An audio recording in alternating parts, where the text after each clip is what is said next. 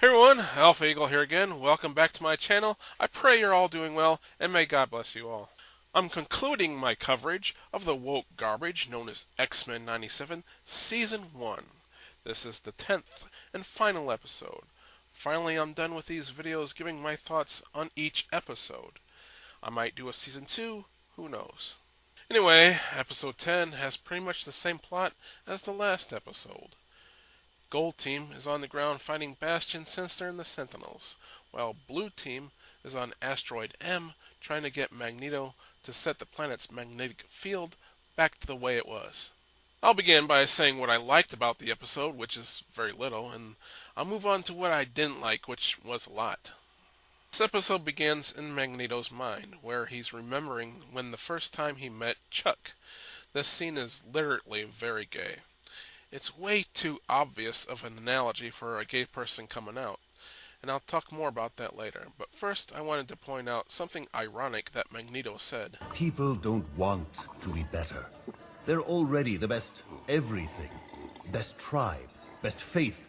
They even fight over who's the best victim. Now for once, Magneto's right. Humans fight over who's the most victimized. Now, I think the writers just unintentionally brought up the oppression pyramid. The left are constantly fighting over which group is more victimized. One day it's the blacks, the next day it's the gays, and as I'm making this video, I think the left's flavor of the month is the Palestinians. The reason why I say this is ironic is that this version of Magneto has two oppression points. He's Jewish and he's a mutant. Although the left don't really like the Jews right now because of the war in Gaza. Throughout the whole season, Magneto has been the one constantly whining, I'm oppressed, have sympathy for me. That's what makes this scene ironic, since he's the one fighting over who's been the most victimized. That's the same thing he just accused humans of doing right here. This also calls back to the second episode when the executioner said this. Know what I hate about your kind? You act like you got it so bad. Normal people have it hard too. Harder. We just have the dignity not to whine about it. You see? It's the whining. I hate your whining just as much as I hate you. That's why I agreed with the executioner. I'm tired of all the whining from these so-called oppressed groups when they're not really oppressed anyways. I mean, can gays and blacks really be oppressed when they get their own entire month celebrating them? I mean, gays even have their own flag covering the White House as if we were a conquered nation.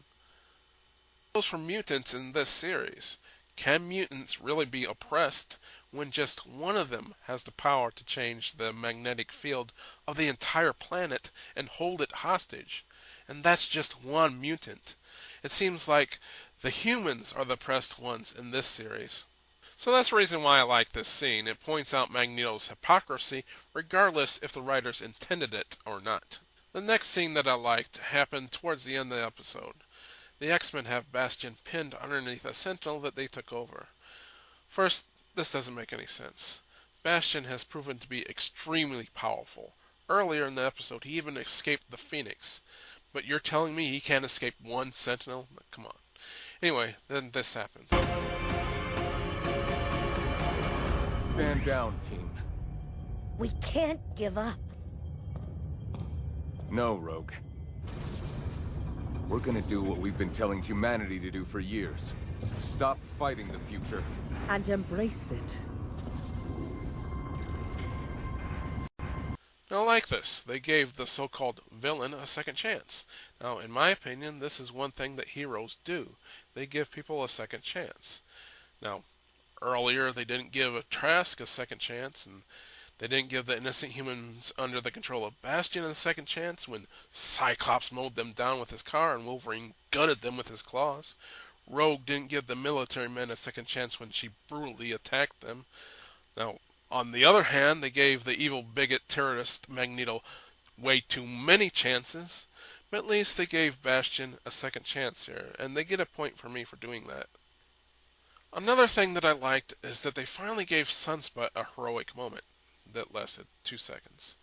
This in no way makes up for Jubilee treating him like a pet for most of the season, nor does it make up for them turning him into a traitor.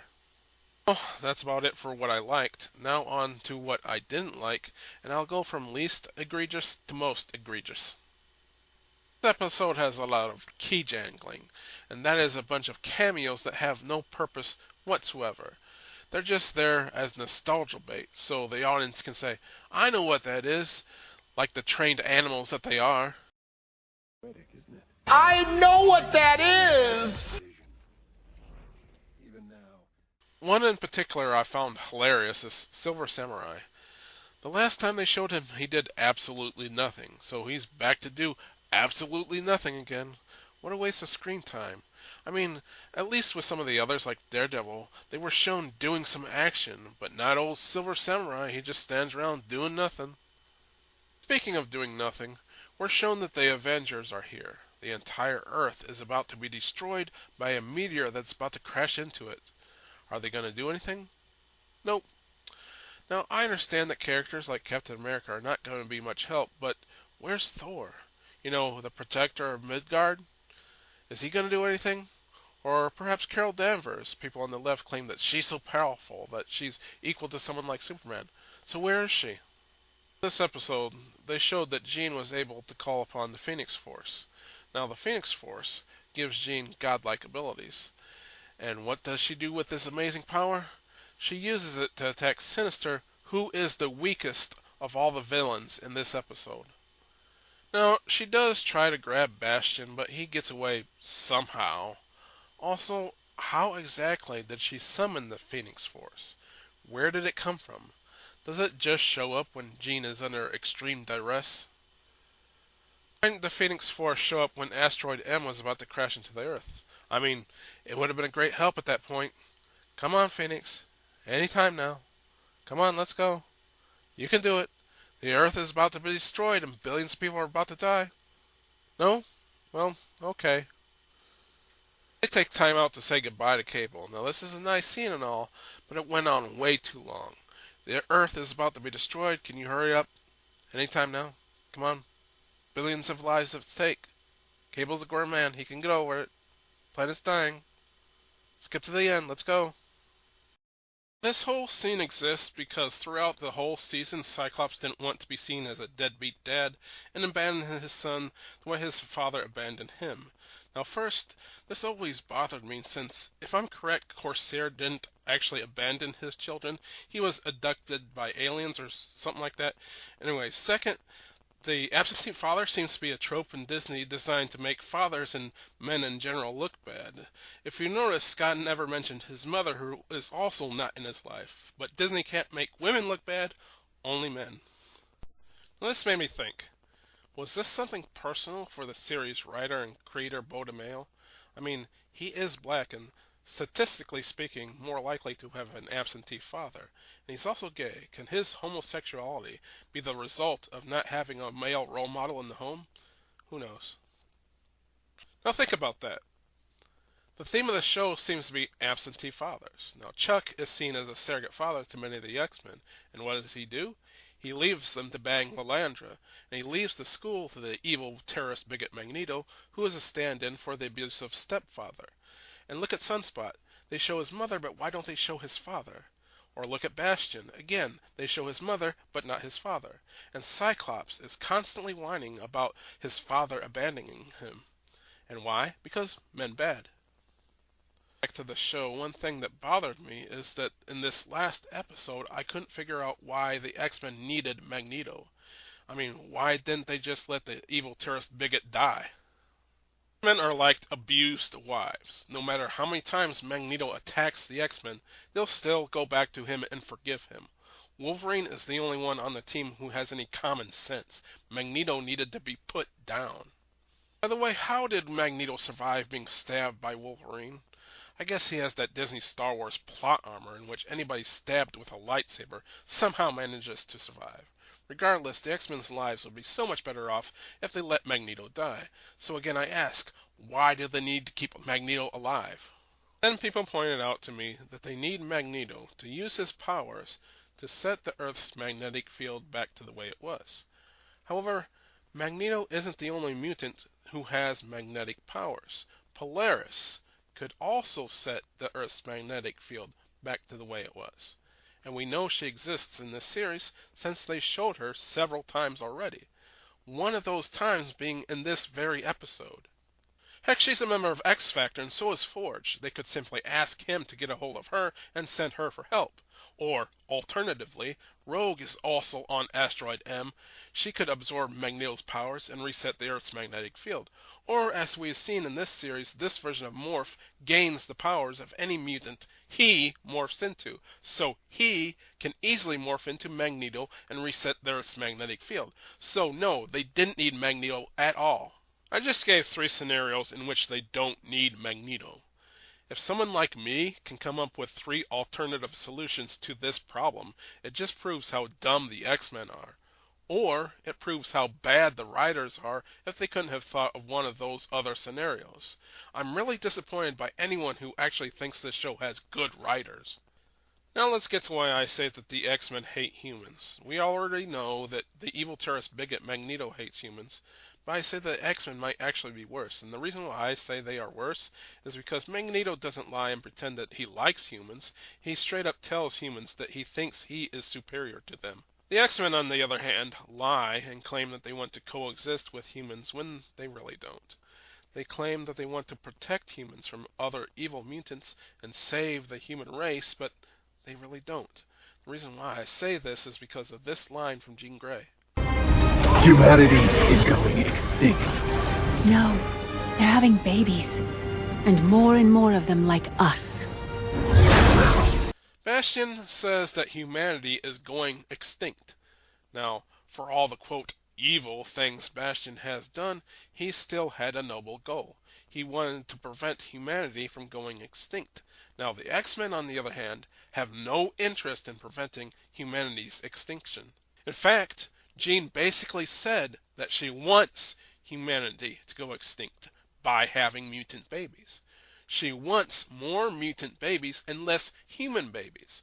So someone please tell me, how is Jean's goal of more mutant babies any different than an evil mutant, say Apocalypse goal, for exterminating humans? Both have the exact same result, the extinction of the human species. So tell me, how are the X-Men not villains? If they don't want to prevent human extinction, how can they be called heroes? We have seen earlier that Scott hates that he has to save humans. I said because you're normal. You're ungrateful. We fight, risk our lives for you. Evil mutants, robots, crazy aliens. I gave him up. I gave him up because you can't say thank you. Because I have to stomach your questions and prove that I'm a person. I lie because the truth is we're nothing like you. Thank God, because it's the only reason you people are still alive. We've seen that Beast is very concerned that the Prime Sentinels were going to replace mutants. Prime Sentinels would be living weapons capable of reproducing, literally giving birth to a new apex species designed to replace mutants like humans did Neanderthals. But Beast doesn't seem to be too concerned with mutants replacing humans. In fact, Jean just said that she wants mutants to replace humans. For some reason, it's okay for mutants to fight for their survival, but it's not okay for humans to fight for their survival. Take a look at the majority of so-called villains of this series so far. Most of the so-called bad guys are humans. The Executioner and Friends of Humanity. Humans who want to preserve humanity. Trask, a human who built Sentinels to preserve humanity. Bastion, a human Sentinel hybrid who wants to preserve humanity. So humans who want to preserve humanity are shown as evil. Now let's take a look at the evil mutants. In this case there's only one, the evil terrorist bigot Magneto. He's shown as sympathetic, misunderstood, and justified in his evil actions. They even claim that he was right. So, the humans who want to save humanity are shown to be as evil, while the mutants who want to exterminate humanity are shown to be sympathetic and justified. So this show clearly has a bias against and even a hatred for the human characters. Now let's take a look at Wolverine in this episode. What does he do in this episode? Nothing. They took the X-Men's most popular character and they sidelined him. Brilliant. But if you look at the series as a whole, he doesn't do much of anything. Some have said, well, they did this to give other characters a time to shine. Well, that's fine, but there's a such thing as balance. They don't have to make Wolverine look bad to make others look good. Ask yourself, why did they sideline Wolverine? Because he's arguably the most masculine character on the show. And to the left, masculinity is toxic. Now Gambit is also masculine, and what happened to him? They killed him off to also sideline him. Many will claim, well, Cyclops is pretty masculine in this series. Well, if he's so masculine, why did Jean kiss Wolverine? Cyclops is a cuck in this series, proven by this line. Don't you dare break her heart. Be the best at what you do. Heal. Cyclops is essentially giving Wolverine permission to lust after his wife. Now, what kind of man does that? He could have said, I need you to heal for the good of the team. But no, he says, I want you to think about my wife. Imagine if your best friend is in the hospital and you go visit him, and you say to him, I want you to get better. And to help you get better, I want you to think about my wife. Nobody does this unless you're a cuck. Take a good look at how the men are portrayed in this series. Sunspot is led around by Jubilee, who treats him like a walking wallet, only good enough to buy her things. Forge isn't his own man. His whole existence is to simply uplift Storm. Chuck allows Lalanda to treat him like a pet. Rogue humiliates Gambit by going after Magneto right in front of him. She teases him and Magneto. Jean also teases Cyclops and Wolverine. And Cable acts like a spoiled child with daddy and mommy issues. He's constantly telling Jean, you're not my mom. And in this episode he says this. Those rebel leaders I told you about in the future, rambling about the adventures of the X-Men, getting folks inspired. It pissed me the hell off. I belonged in those stories too, growing up, fighting alongside you. I belonged in those stories too. This guy whines about being abandoned more than little orphan Annie, and he's a grown man. I would understand this if he was a little kid, but Cable is supposed to be some badass in his 50s or 60s, much like Batman in The Dark Knight Returns. They completely ruined his character with this one scene. He was much cooler in the 92 series.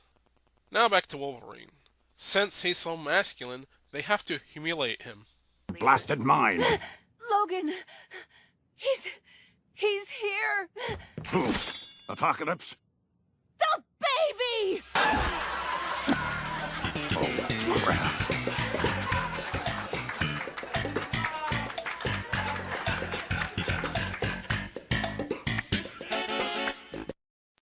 And what's the worst way to humiliate a character who's too masculine? Make him gay, or at least make the gay character in love with him. They already had Morph try to prison rape Wolverine in the shower. Now they actually have him profess his love for him. She can't say it, but I can. I love you, Logan. Stay with me. The whole season has been one gay allegory. They had Sunspot come out to his mother. Bastion claimed that he was, quote, born this way. Rogue said that Chuck and Magneto loved each other. And like I said, Morph wanted to take a shower with Wolverine. And in this episode, Chuck and Magneto come out to each other, and Morph professes his love for Wolverine. People who like the show has denied that it's queer propaganda. They even praise its gay showrunner. But that's exactly what it is, gay propaganda. And they're not shy about it. They are pushing homosexuality onto children. You may say, well, it's not for kids. It absolutely is intended for kids. They want to get them young. This is a Disney cartoon on Disney+. Disney is a child's brand. Marketed the show as a continuation of the 92 series, and the 92 series was a cartoon made for kids. And if it's not made for kids, then the marketing lied to us. X-Men 97 is not a reboot of the original series, but literally a next day continuation. Come on, let's go. The series has two toy lines, a 6-inch Marvel Legends line made for adult collectors, and a 3-inch Epic Heroes line made specifically for kids. They even have kids roleplay items. So they are pushing homosexuality onto children. I mean, what do you expect from a gay showrunner? Anyway, that's about it for this video. I'm Alpha Eagle. God bless you for watching. God bless America. And I pray that Disney Marvel stops pushing evil onto children.